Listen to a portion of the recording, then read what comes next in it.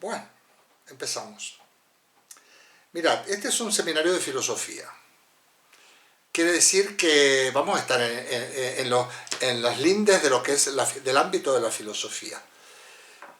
Claro, que sea de filosofía no quiere decir ni que sea súper teórico, ni que sea abstracto, ni que estemos hablando del pasado, como sabéis muy bien. Es un seminario de filosofía, pero una filosofía viva, una filosofía comprometida con la época que vivimos, una filosofía que pretende hacerse cargo de lo que está ocurriendo en el mundo que vivimos. Entonces, este es un aspecto muy importante. Y sobre todo cuando hagamos alusiones a la situación actual, no tendremos más remedio, al contrario, sería específico para nosotros entrar en temas de filosofía política, por ejemplo. O sea, no es que vayamos a hablar de política, claro que vamos a hablar de política, pero vamos a plantear las cuestiones políticas desde el punto de vista de la filosofía, intentando ser lo más inclusivo posible y bueno, y respetando las posturas de cada uno. También este seminario va a entrar en temas relacionados con la metodología de la ciencia y con la propia ciencia, sobre todo cuando tratemos cuestiones relacionadas con la pandemia.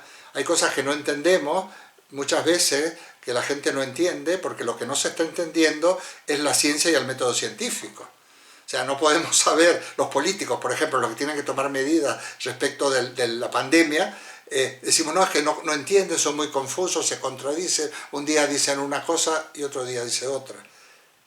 Pero lo que ocurre es que la ciencia está también bastante despistada, bastante perdida respecto del virus. Y las verdades científicas, como sabéis, se tienen que consolidar metodológicamente, ¿no? Entonces, y no es tan fácil. Entonces, creo que si comprendemos algunas categorías epistemológicas, también podremos comprender más la situación en la que estamos viviendo. Hay algún autor por ahí muy interesante que habla de, no es el único, de crisis epistémica o crisis epistemológica. O sea, si realmente la ciencia queremos que dé explicaciones, pues bueno, a lo mejor hay que hacer alguna reestructuración de tipo epistemológico en la ciencia. Pero esto que es una cuestión política, que es una cuestión epistemológica, también es una cuestión ética o moral. La cuestión ética está presente en la situación de esta crisis que estamos viviendo, que no solo es una crisis sanitaria, sino que es una crisis, a mi modo de ver, de civilización. No es independiente de la crisis del planeta, del desequilibrio ecológico, no es independiente. Es una crisis que tiene que ver con la crisis ecológica, pero también con la crisis social y económica. Entonces tenemos que meternos en cuestiones de economía. Yo por ahí digo en algún escrito mío que la economía es hoy en día la auténtica filosofía, o una de las partes más centrales de la filosofía. Y por último, la dialéctica individuo-sociedad. Hoy se pone a prueba nuestra capacidad de todos apoyar y todos arrimar el hombro en la construcción de una sociedad más justa, más equitativa y más equilibrada, ¿no? Entonces, aquí no priman los intereses individuales o egoístas de ciertos sectores, debería primar los intereses de una sociedad que, si nosotros no tomamos medidas, podemos ir casi al fracaso, la hecatombe, ¿no? Bueno, en esta línea estamos trabajando con un seminario de la Universidad Popular de Tres Cantos, que es bastante, bueno, que es un horario incompatible con vuestra asistencia. Tengo alguien aquí que asiste a los dos, uno de Francisco, por ejemplo. Y entonces, bueno, el programa que tenemos es hacer una reflexión sobre la situación actual, porque la filosofía debe ocuparse de lo que ocurre, no podemos estar en la estratosfera. Yo siempre digo que la filosofía no está en los cielos, sino en las raíces, en la tierra. De ahí, en el segundo módulo, por decir así, que será a partir de febrero, vamos a profundizar en algunas herramientas de pensamiento accesibles para todos, de tipo de filosofía política, epistemológico, ético y demás. El tercer módulo va a ser pasar revista del pensamiento actuado hasta ahora en el nuevo milenio. Nosotros ya llevamos 20 años del milenio, 20 años. O sea que en 20 años han pasado muchas cosas y sobre todo se han pensado en muchas cosas. La filosofía contemporánea, que a mí me gusta y que yo me gusta explicar, porque a mí me gusta mucho la historia de la filosofía, bueno, hablábamos de Jean-Paul Sartre, hablábamos de Heidegger, hablábamos de Wittgenstein, bueno, pero esto ya es el siglo pasado. Tenemos que ver, pasar revista y sistematizar las líneas de pensamiento del milenio, o sea, de estos 20 años, que ya hay mucho escrito, hay muchos pensadores muy importantes que yo espero hacer una reseña. Estoy estudiando mucho, porque yo con Kant, con Descartes, con Platón, bueno, pues me resulta siempre gratificante, pero puedo hablar, llevo muchos años, cada vez le saco algún provecho mayor, ¿no? Pero esto tengo que estudiar, voy a ir adelantado intentando brindaros un material, unos contenidos para que podamos reflexionar. Este sería el tercer módulo. Y por último, un poco las perspectivas de la filosofía actuales y a corto y a medio plazo, y a largo si queréis. O sea, hacia dónde va la filosofía. Bueno, este es el seminario de la Universidad Popular. Yo lo voy a adaptar. Lo que ocurre es que en el caso nuestro, y como por primera vez estamos reuniendo gente de distintas latitudes, de distintas generaciones, hasta de distintos idiomas y lugares geográficos, no tengo más remedio que hacer una introducción a la filosofía, si me permitís, por lo menos hoy y probablemente parte de la sesión siguiente, que podría ser, si queréis puede ser la semana que viene, porque hoy no vamos a... Quiero abrir también el debate, ¿no? A ver, yo entiendo de una manera la filosofía y me gustaría que pudiéramos coincidir y pudiéramos dialogar. Yo no poseo la verdad, nadie de nosotros posee, yo no poseo la verdad. Entonces, la verdad, como digo yo, es intersubjetiva. Nosotros proponemos cuestiones, las hablamos, mostramos acuerdos, como podemos darlo por válido, pues es válido, por lo menos para nosotros será verdadero. Entonces, nosotros somos constructores de la verdad se construye así, la verdad no está oculta en ninguna parte, la verdad no emana de un todopoderoso que las tiene escritas desde el principio insondable de los tiempos, las verdades se construyen. Una de las maneras es el lenguaje, pero también se construye con la acción, con la acción en la sociedad en la que vivimos, con nuestro compromiso, con nuestras actitudes, etc. Entonces, eso es lo primero. No poseo la verdad. Es verdad que, como yo decía en algunos de los artículos míos, aquí no hay maestros y discípulos, somos todos discípulos de la verdad. Pero de una verdad que no es una entelequia, sino discípulo de la verdad que emana de nuestro diálogo y de nuestro actuar en común. Esto es importante. Otro punto. Si la filosofía que yo hago, para entenderme a mí y lo que yo digo, habría que haber estudiado filosofía previamente, yo no sirvo para nada, soy totalmente prescindible. Como decimos en España, apague y vámonos. No, si lo que yo digo, o lo que yo escribo, o lo que yo comunico, no puede ser entendido por el ciudadano normal, el ciudadano que nos encontramos en cualquier parte de la calle, aquí yo habría fracasado completamente. Si lo que yo explico es un complicado bucle de investigaciones, de influencias, de no sé qué, de qué paradigma, no me van a entender. Y a mí eso no me interesa, a mí me interesa comunicar. Y me interesa comunicar la filosofía porque además parto de me va a entender muy bien Denis, parto de la convicción de que todos somos filósofos. Denis y todos los demás. Pero digo Denis porque es socrática y que de alguna manera es cuestión de que nos interroguemos, que alguien a veces nos ayuda, el maestro, a interrogarnos, a plantearnos las preguntas, y precisamente que esas preguntas, las respuestas que vayamos dando, que no son respuestas teóricas, son, por decir, teórico-prácticas, porque son respuestas teóricas, pero que al mismo tiempo mueven a la acción, o regula nuestros actos. Entonces, eso realmente debe ser comunicado, debe ser auspiciado. Porque mirad, nuestra sociedad, si algún remedio tiene, por supuesto que es a través de la educación, pero es cuando el ciudadano realmente sea capaz de pensar, y sea capaz de pensar más allá de los clichés con los cuales a veces los medios de comunicación, o los políticos, o los profetas, o los grandes visionarios nos quieren meter en la cabeza. Tenemos que pensar por nosotros mismos, porque tenemos que ser individuos autónomos y libres, significa que hemos fomentado, que nosotros hemos desarrollado ese pensamiento crítico que nos hace seres únicos y que nos hace seres autónomos. Entonces, ese es mi esfuerzo. Yo llevo muchos años dedicado a esto. Los que me conocen saben que llevo muchísimos años, y bueno, aquí todos me conocen de una manera u otra prácticamente. Y bueno, estoy recién empezando.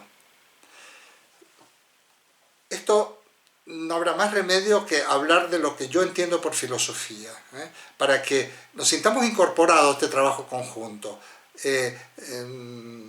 A veces pienso que incluso los que no han estudiado filosofía casi están en ventaja respecto de lo que han estudiado. Y los que han tenido a lo mejor algunas experiencias negativas, sería muy interesante borrar todo. Las experiencias negativas en filosofía fueron de aquellos que pudieron tener un mal profesor. Hoy en día los profesores de filosofía son jóvenes y bastante buenos, bastante buenos. A mí me encantan los jóvenes profesores de filosofía. Bueno, también es importante, y lo quiero señalar, yo llevo muchos años acariciando la idea de abrirme hacia mi querida América Latina, de la cual yo procedo, aunque llevo muchos años en este continente europeo. Entonces, bueno, yo no tenía mis dudas, han mostrado interés en esto con más de 30 personas. En este momento somos una quincena, entre unos que van y vienen, o 16, 17. Eso está bien, es bastante. Porque vamos a sacarle provecho a esta herramienta que a mí no me gusta mucho, porque a mí me gusta ver las facciones, me gusta sentir los murmullos, las sonrisas, el calor, en fin, de la gente. Esto es un poco duro, pero al mismo tiempo nos permite que esté Francisco y Estela, que viven a 300 kilómetros de donde estoy yo, y no digamos los que vivís a miles de kilómetros en el otro continente. Entonces, esto vamos a aprovecharlo. Luego, mirad, conozco gente tan estupenda en aquellos países que para mí son entrañables, que a mí me encanta poneros en contacto y poneros en comunicación. Bueno, México me ha cautivado. Hace ya muchos años que por un motivo u otro voy a México y me ha cautivado.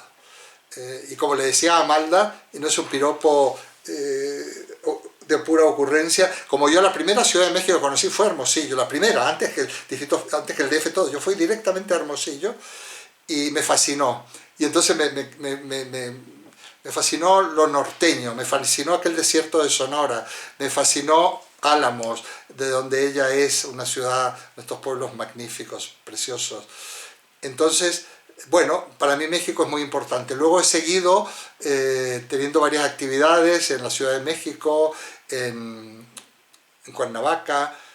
Ahora ya habría ido a Nayarit, a Tepic, si no hubiera sido por el virus, porque habíamos estado en contacto con Miriam, que ahora no está, y había algunos proyectos de hacer, porque a mí me encanta el poder trabajar allí. Bueno, así que estoy encantado de que puedan estar los amigos, las amigas mexicanas. Bueno, Brasil no he estado, estuve a punto de hacer algo con Janine, que no se ha podido conectar, Janine me parece, e incluso alguna vez con Rita Dutra lo hablamos. Bueno, luego la vida no te da tiempo para todo.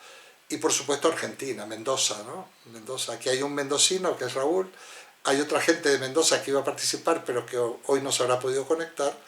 Bueno, esto que ves es un pequeño embrión, pero si lo lográramos verdaderamente hacer un grupo de trabajo, de reflexión y de compartir cosas desde el punto de vista de la filosofía y de cuestiones anejas, sería muy interesante.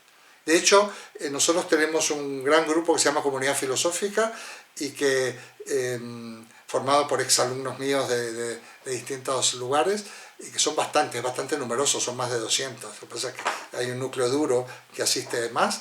Entonces, extenderlo para mí a América Latina es fundamental. Es un continente fascinante, con unas contradicciones atroces, pero eso también lo hacen fascinante. Bueno, pues esto lo quería decir también de este seminario, y de que vamos a hablar un poquito de filosofía hoy y seguramente en la próxima. En este punto, ¿alguien quiere comentar algo brevísimamente? Para que no... brevísimamente. En este punto, porque si no me desconcentro, pero ¿alguien quiere comentar algo? Y si no, dejamos para... Yo, Eduardo, nada más recordando el año 2000 estuviste en Hermosillo como expositor en un simposio de historia. Historia de antropología. Sí, de la Universidad de Sonora. Entonces, pues yo creo que tu vasta experiencia nos va a llevar a un buen fin, ¿no? Y sobre todo encantada de esta interacción con personas de todo el mundo, o de una gran parte, ¿verdad? Y que podamos compartir las experiencias y a lo mejor, qué sé yo, intercambios, ¿verdad? Porque luego comienza la mente, mira, esta persona pudiera venir, o exacto, qué sé yo. No, yo ya hubiera ido, yo ya he perdido como mínimo 2 viajes a México y uno a Argentina por el virus. Oye, o sea, le vamos a decir a mi hermana ahí que te inviten al TEC de Monterrey. Ah, encantado, encantado, muy bien. Muy bien. Muy bien. Y además cuando pasáis por aquí ya sabéis que también ahí nomás organizamos cosas. Bueno, tú ya has estado, o sea que... y vas a estar seguro de nuevo, y tu hermana también. Así que, bueno, ¿veis? Y esto es un trabajo lento y a un cierto medio plazo, ¿no? Y además tiene que haber también recambios. Bueno, pues sí, es verdad, Amalda. Me acuerdo de aquel simposio de historia de antropología, que fue súper interesante, que fue... y Carlos París y Lidia Falcón. Sí.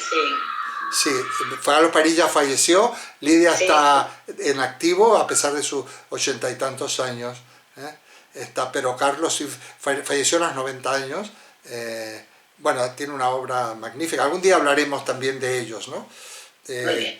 Seguramente cuando tratemos los pensadores del siglo del milenio tendremos que hablar de Lidia, porque es una pensadora del milenio, está en activa, y Carlos París, que también se metió varios años en el milenio, y alguna obra suya, y gente de México, y gente de Argentina, y gente de Francia, de Italia, ¿no? Muy bien. ¿Alguien quiere comentar alguna cosita? Es más que nada por entrar en un diálogo, porque yo seguiré hablando un poquito de filosofía mientras tengáis paciencia. Bueno, a ver, realmente hay un curso apasionante que en su momento podemos intentar hacerlo a petición vuestra, que es precisamente hacer una reflexión sobre algunos pensadores de la historia de la filosofía desde una perspectiva actual, no hablar del del pasado, sino por qué es actual hoy en día Platón, por qué es actual Aristóteles, por qué es actual Descartes, por qué es actual Kant, por qué son actuales estos pensadores, y todavía tienen mucho que enseñarnos, ¿no? Entonces, yo no sabría empezar, por ejemplo, un curso de filosofía sin hablar de Parménides, del cual se conservan 2 páginas y media o 3 de su famoso poema, bueno, todos se titulaban igual, Perifiseos, ¿no?, sobre la naturaleza, donde no sabría hablar de filosofía si no intento explicar qué es el ser, que parece una cosa muy abstracta, ¿no?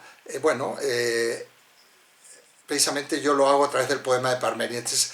A lo mejor en algún momento me dais esa chance, puesto que vosotros no teníais ninguna idea preconcebida, porque casi tengo más ganas de momento en una introducción de hablar de filosofía pura, aplicada a la realidad, que hablar de la pandemia, aunque llegaremos a la pandemia, o no, o ya veremos.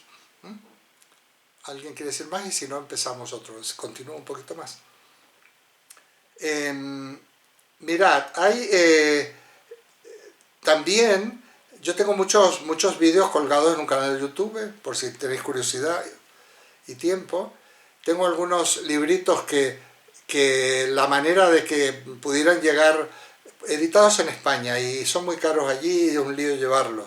Sin embargo, he buscado el atajo de hacer algunas publicaciones, reediciones en Amazon, con lo cual en papel no llegan, pero 1,90, 2,80, los he puesto en libro, ¿cómo es? En Kindle, el ebook, a ese precio. No gano nada, simplemente digo porque es más fácil un libro entero en PDF, un libro entero, un ebook entero, que mandar archivos y demás. Si queréis, pues a alguien interesa, me avisáis y yo pongo la cuestión. Digo, no es que yo pretenda vender libros, simplemente que es una manera de que puedan tener a la gente de aquella parte del mundo. Había un libro que yo querría comentar al menos el contenido, que se llamaba Filosofía de la no respuesta, un segundo volumen que le llamé Filosofía para desaprender. El libro de Filosofía de la no respuesta está prologado por una profesora mexicana de la UPN, de Universidad Pedagógica Nacional de México, y también es profesora en el Colegio de Morelos, en Cuernavaca. Me lo prologó ella porque estuvimos haciendo unos trabajos conjuntos durante varios viajes que yo hice. El segundo se llama Filosofía para desaprender, porque claro, filosofía no respuesta, ¿por qué? Porque yo no doy respuesta, en parte porque tampoco las tengo. Las tengo para mí, pero no tanto como para pontificar. Pero sí creo que hay que ayudar a plantearnos las preguntas, porque unas preguntas bien formuladas siempre tendrán una garantía mayor de encontrar las respuestas adecuadas. Si ni siquiera sabemos lo que nos pasa, no podemos buscar ninguna solución. Entonces lo importante es primero saber qué me está pasando, qué me pasa a mí como individuo, qué me pasa a mí en mi entorno, qué me pasa a mí en el seno de esta sociedad en crisis. Entonces, y esto vamos a hacer lo que nos está pasando. Veréis que nos está pasando, estamos en este mundo global, nos está pasando a todos. Entonces, la crisis sería muy interesante el poder categorizar, decir, bueno, ¿cuáles son los elementos de esta crisis? A mí me gustaría mucho hablar de esto, porque tiene elementos que se pueden ir desgajando de alguna manera, como desarticulando de este todo abigarrado, para poder luego volver a unirlo e intentar situarnos y de alguna manera poder movernos en esta crisis que estamos viviendo. El segundo volumen de esta etapa yo le llamé Filosofía para desaprender. Aquel lo llevé a, no sé si lo conseguiste, Amalda, ese de Filosofía de la no respuesta. Estuvo ahí, no me acuerdo, porque fue un lío, nos vimos fugazmente. Quedó algún ejemplar nada más allí. Y luego publiqué la segunda parte, que era Filosofía para desaprender. O sea, para poder filosofar, para poder tomar cartas en el asunto, para poder, digamos, adquirir una autonomía, lo primero que tenemos que es desaprender. De verdad, se nos ha engañado, involuntariamente o voluntariamente, depende de qué, demasiado. Entonces tenemos que sacudirnos de viejos prejuicios que nos están nubilando, que están enmascarando nuestra posibilidad de descubrir más allá. Descartes decía que la fuente del error, para él había dos fuentes en el discurso del método, es la precipitación y la prevención. Quería decir, la prevención son los prejuicios. Si yo pienso que todos los latinoamericanos son vagos, se acabó. A partir de ahí, el inmigrante será un peligro, el oscuro, el que tenga la piel más oscura, como seguramente es latino y además es vago, y además no tiene papeles, y además quién sabe a qué se dedica. ¿Os dais cuenta? Los prejuicios son tremendos. Algunos prejuicios que tenemos están introyectados en nosotros de una manera absolutamente imperceptible, ¿no? Entonces, por eso es muy importante el prejuicio machista, el prejuicio racista, aquello que, ese término tan interesante que ha acuñado Adela Cortina, una una catedrática de ética española, aporofobia, el odio a los pobres no. Hay ciertos negacionistas y conspiranoicos en esta situación actual que están en contra de las medidas de higiene y de prevención respecto del virus porque en el fondo creen que esto no les va a afectar, o que afecta a ciertos sectores de la población que más vale librarse de ellos, ¿no? Digamos que no hay una especie de intención eugenésica. Si al fin y al cabo los que se van a morir son los más pobres, los marginales, gente que está en el mundo de la delincuencia, los enfermos, los discapacitados, los ancianos. En España, un porcentaje altísimo de las muertes por el coronavirus, como un 30%, han sido las residencias de ancianos. Entonces, sí que se muere gente joven, sí, pero hay sectores muy vulnerables que se vería con buenos ojos por ciertos sectores reaccionarios y de extrema derecha de que se contagiaran, y si pudiéramos nos librábamos de ellos, ¿no? O sea que verdaderamente los prejuicios todavía sustentan la violencia doméstica, sobre todo la violencia contra la mujer, porque la violencia doméstica fundamentalmente es violencia contra la mujer. En México saben muy bien de esto, pero también en España. La situación actual de confinamiento por la pandemia ha agravado la violencia doméstica, ya ha agravado la violencia sobre la mujer, y hay más feminicidios que hace un tiempo. Concretamente en París actualmente se ha hecho un estudio y ha aumentado el 36% la violencia contra la mujer. Estos son los prejuicios. Prejuicios que mientras nosotros no somos racistas, se decía en España. Claro, hasta que vinieron las oleadas de inmigrantes, que están segregados, que se los mira con desconfianza, que arriesgan la vida para llegar y se hunden. Unos llegan y otros se mueren en el Mediterráneo ahogados. Lo mismo pasa con la inmigración centroamericana y mexicana a Estados Unidos, por ejemplo. Los prejuicios son fuente de error, pero no solo de error teórico, de error científico, no, de error moral. Y la precipitación, decía Descartes, también es interesante. Apresurarse. Cuando te preguntan en unas encuestas, siempre hay algo que dice sí, no, más o menos, no sabe, no contesta. Bueno, depende del tema. Si uno no sabe, hay que poner en el casillero no sabe, no contesta. Porque en temas relacionados con la ciencia, relacionados con datos, la prudencia a la hora de tomar una posición es fundamental. En temas morales no es tan fácil, porque a veces hay que improvisar. Si yo voy haciendo un paseo alrededor del río y veo que se está ahogando alguien, o me tiro e intento salvarlo, o se ahoga. Y ahí no hay nada que pensar. Y ahí sí que hay que improvisar. Es interesante aquí, en su momento podemos hacer una pequeña digresión y explicar la diferencia que hay para Kant entre razón teórica y razón práctica. La razón científica y la razón moral. Bueno, estas herramientas pueden dar mucho.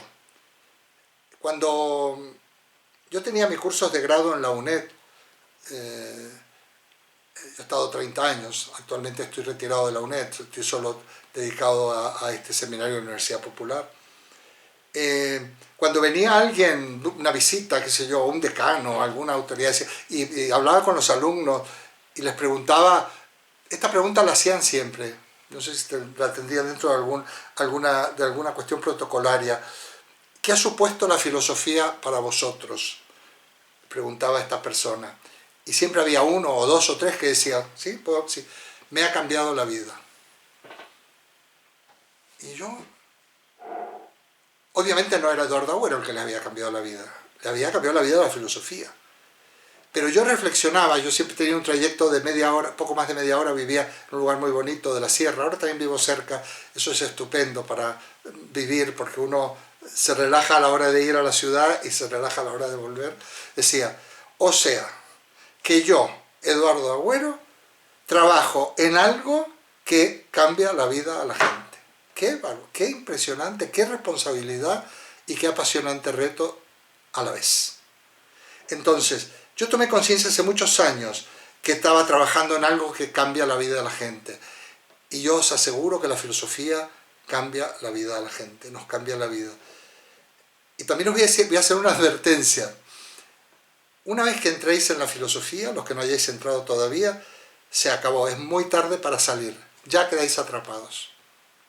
Ya quedáis atrapados. Si uno entra, mira, se ríe Edwin, que consigo verlo, porque Edwin cuando llega a Nicaragua cae casi por casualidad en mi seminario y ahora hasta tiene un podcast que se llama El miedo a la libertad, a raíz de sus lecturas de Erich Fromm, que lo pilló en alguna de las sesiones de mi seminario.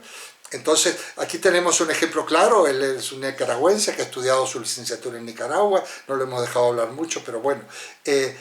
Entonces, una vez que la filosofía te atrapa, no puedes salir de ella. Incluso puedes decir, bueno, pero ¿cómo yo he podido vivir sin filosofía hasta ahora, no? ¿Cómo he podido vivir sin filosofía? Porque de verdad que cambia la vida. La filosofía, claro que ayuda a vivir mejor, pero tiene que ser una filosofía descarnada, a tope, de corazón. Yo una vez estaba en Cuernavaca y me acuerdo que le he titulado a ese vídeo Directo al Corazón. Directo al Corazón es el título de una canción de Miguel Ríos, que yo ni me acuerdo lo que dice, pero me gusta el título. Y entonces yo les explicaba, eran alumnos de pedagogía, que el docente tiene que ir directo al corazón del oyente o del discípulo. Tenemos que ir directos al corazón. No tenemos tiempo para teorizaciones, para... Recording has stopped. Se ha acabado la grabación, dice. Bueno, no importa, yo lo sigo grabando. Entonces, precisamente, yo ojalá en este momento pudiera estar llegando a vuestro corazón. Fijaos a lo que apelo. A pesar de la virtualidad, a pesar de lo poco frío, ¿no? De la falta de calor directo, porque solamente hay que mover corazones. Y mover corazones también nos mueve la inteligencia. Por supuesto que se generan procesos de reflexión y de deseos de diálogo. Y bueno, yo estoy dispuesto a la medida de mis posibilidades, porque uno nunca puede desencadenar procesos que no pueda uno de alguna manera controlar, a los cuales se puede dedicar, ¿no? Entonces, estamos en una tarea apasionante. Estamos en una tarea apasionante. Somos una generación y sois una generación de intercambio filosófico. No sé cuántas hay, pero si nosotros, cuando yo llegué a Tres Cantos, a esta ciudad, yo venía de la sierra, de unos kilómetros más, esto todavía es la sierra, yo sabía que llegaba para algo que iba a ser durante, llevamos 5 años, se ha creado un grupo filosófico impresionante y se ha construido lo que yo le llamo un acontecimiento. A ver, acontecimiento no es algo ampuloso, no es algo, nos tenemos que sentir, no sé, pedantes de una manera especial. Acontecimiento es algo que acontece y a lo cual le tenemos que dar importancia. Si nosotros le damos importancia y somos conscientes que formamos parte de este acontecimiento, nos vamos a comprometer con él y vamos a hacer que den sus frutos. Las relaciones humanas deben ser fecundas y la fecundidad de las relaciones humanas son los frutos que producen. Desde el modelo básico madre, padre, hijo, hasta los frutos de la amistad, los frutos de la relación, vamos a llamarle docente-discente, por no decir maestro-discípulo, e intercambiarnos los roles. Aquí puede salir algo. Y yo vengo con esa idea. Ya lo planteé en Hermosillo en su momento, no he podido volver. Ojalá pueda ir a Tepic y a otros sitios, para continuar y tener un poco de salud, porque claro, uno ya va teniendo años. Entonces este es otro elemento que me gustaría que vayamos teniendo en cuenta. Yo creo que sí que puede ser hora ya que yo vaya bajando, y si os parece bien ¿os parece que quedemos la semana que viene? Y continuamos. Y entonces hablamos puramente de filosofía. Puedo poner unas bases de filósofos, de historia de filosofía, puedo mandar algún texto, para invertir 2 o 3 sesiones en recuperar aquello que algunos de los que están aquí llevan años conmigo, ¿no? Años, llevan. Y entonces nosotros tenemos este curso de filosofía de la Universidad Popular. Los que llevan 5 años seguidos conmigo, cada año cambio por supuesto, saben más que si hubieran estudiado la carrera de filosofía. Son gente que viene de otras profesiones, y de todas las edades. También gente jubilada y gente muy joven como Edwin, ¿no? Bueno, yo creo que vamos a dejar aquí. Quedamos